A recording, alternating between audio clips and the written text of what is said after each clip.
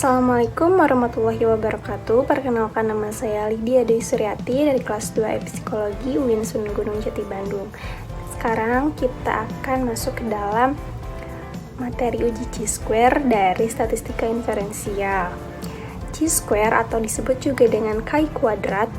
Chi-square adalah salah satu jenis uji komparatif non-parametris yang dilakukan pada dua variabel, di mana skala data kedua variabel adalah nominal. Apabila dari dua variabel ada satu variabel dengan skala nominal, maka dilakukan uji chi-square dengan merujuk harus digunakan uji pada derajat terendah.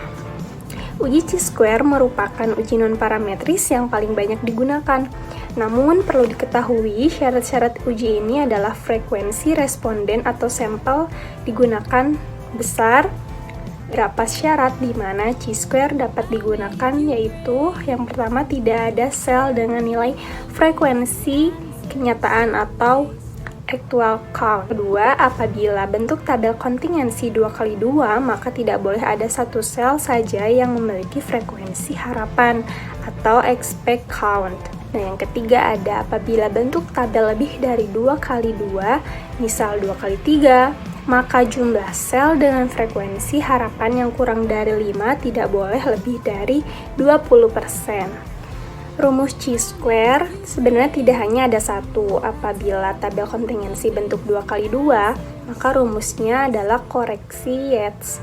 Apabila tabel kontingensi 2x2, syarat seperti ada sel dengan frekuensi harapan kurang dari 5, maka rumus harus diganti dengan rumus Fisher-Exact test.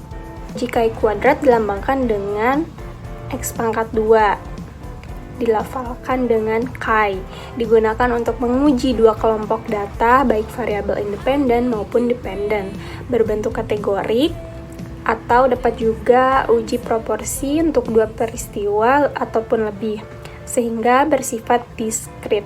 Uji chi-kuadrat ini dapat digunakan untuk menguji yang pertama, uji chi-square untuk ada tidaknya hubungan antara dua variabel. Yang kedua, uji chi-square untuk homogenitas antara subkelompok. Yang ketiga, ada uji chi-square untuk bentuk distribusi. Nah, ada syarat untuk melakukan uji chi-kuadrat ini. Yang pertama, sampel dipilih secara acak. Yang kedua, semua pengamatan dilakukan independen.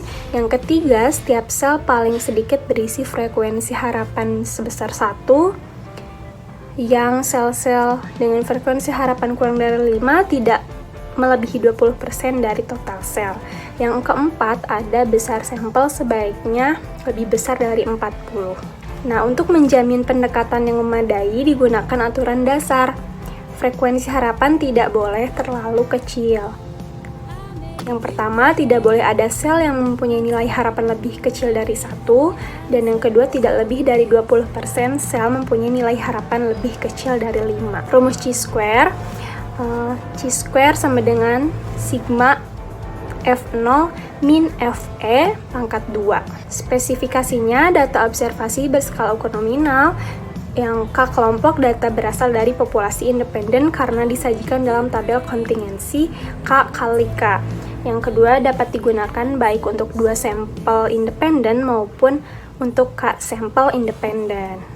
Nah, kita masuk ke langkah-langkah penggunaan SPSS dengan uji chi-square. Oke, kita masuk ke langkah pertama. Masuk ke SPSS. Nah, ke variable view, lalu di kolom nama kita isi dengan data yang sudah kita peroleh sebelumnya. Di sini ada data tabel kontingensi jenis bank. Oke, kita masukkan nama dengan lulusan PT, lulusan SLTA, dan frekuensinya. Nah, di kolom label kita isi sampel dan jenis bank. Di value kita tulis dengan dua lulusan di sini. Yang pertama lulusan PT dan yang kedua lulusan SLTA. Di nomor 2 kita isi value dengan satu bank pemerintah dan yang kedua bank swasta. Measure-nya nominal, dan scale. Kita masuk ke data view. Nah, di sini kita isi dengan value lagi. Yang pertama ada 1 dengan frekuensi 60, 2 dengan frekuensi 20, 2, 1 dan frekuensinya yang 30, lalu 2 dan frekuensi 40.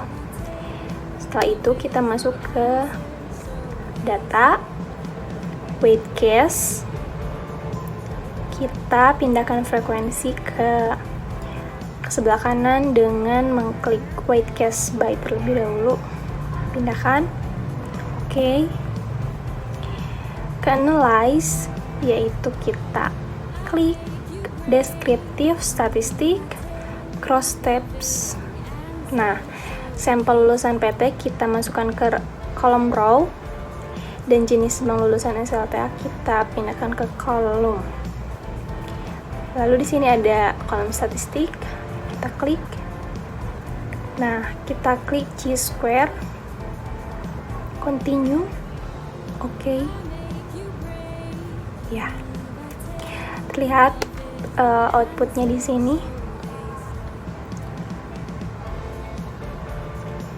Sama ya.